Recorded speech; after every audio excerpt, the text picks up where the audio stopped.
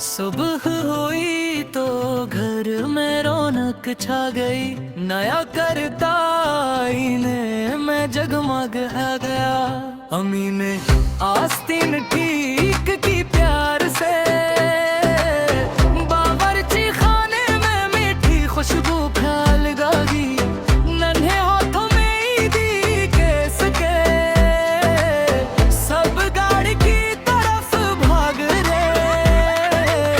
सारे कज़न हंस रहे खुशी से, आखिरी ईद आ ही गई वे।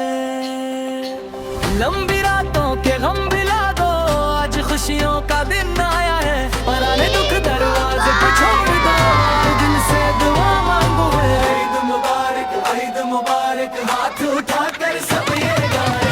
ईद मुबारक, ईद मुबारक, खुशियाँ हर घर में आई।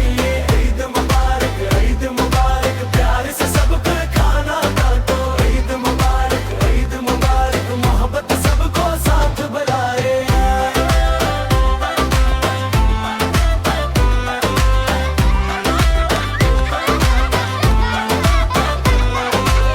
खाला खजूरी लेकर आई, नीली पलेट में सजी हुई।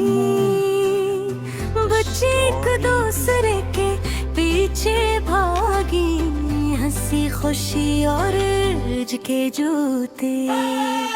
दादा वही पुरानी कहानी सुनाए, जिसकी हर बात हमें याद है। फिर भी सब दिल से सुनते हैं, जिसे पहली बार सुनी हूँ। लंबी रातों के गम भुला दो, आज खुशियों का दिन आया।